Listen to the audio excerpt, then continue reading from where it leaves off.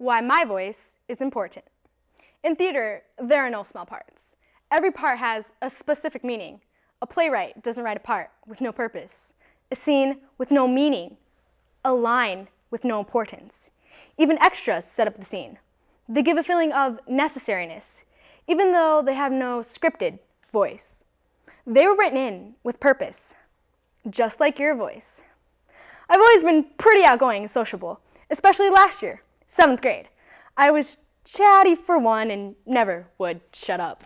Plays, musical, show choir, my voice was everywhere. If I could give that year a title, it'd be my year, my voice. That year just went amazing. I turned 13 in the beginning of the school year, so I thought I was pretty cool. I knew almost all the material in class, so I would never pay attention. I would bury my head in my notebook, either writing or texting away. I would skip occasionally too. Wednesdays and Fridays. I thought, what's the point? I don't need to be here. I know everything already. Still, passing all my classes with flying colors. I thought I was pretty important, but by March of 2012, I ended up getting too big for my britches, and I ended up losing a lot of my friends and people I held dear. Really, it was reality trying to shake me from my throne on top of my own world. And as I fell, I lost my voice. Summer, I was extremely alone. I stayed home rather than going out. I don't know how much it was good for me though.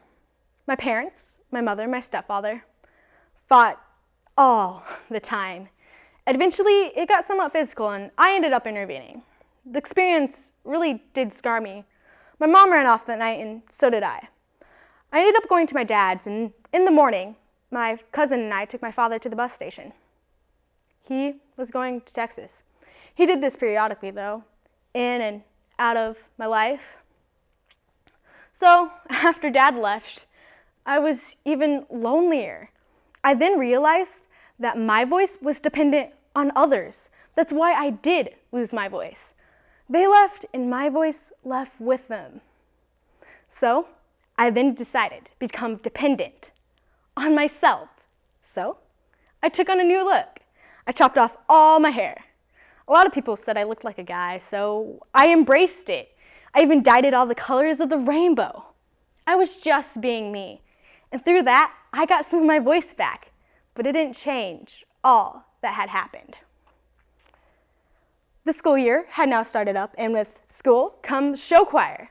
And show choir has always made me so happy and energetic. But this year, I'm a little more laid back. I still go to all I got on stage, but not as excited off. One of the moms came up to me. She said, "Wow, girl, I've never seen you so calm and reserved." And that really hit me in the sense that I am outgoing, upbeat, all over the place, and ecstatic about music. That's who I am. That's another piece of my voice back. I have some academic talent, so I take classes at the local high school in the mornings. On the way back to middle school, I really do think a lot. Maybe it's a good thing, maybe it's not.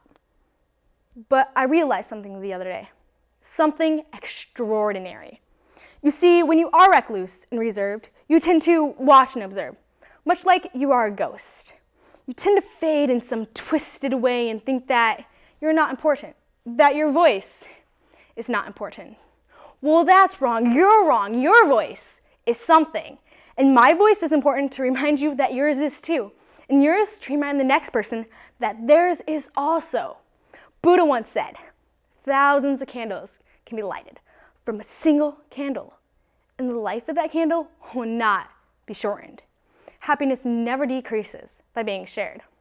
And I believe we all have an equal right to happiness. Poems are meant to be heard and read aloud. They're meant to move an audience through rhythm and emotion. I could read a poem right now, and every single one of you could have a different connection to it, a different understanding of it. Much like a poem, your voice is meant to be heard. Who you are shapes your voice. So embrace it and claim it and show it off in your own way. It's yours.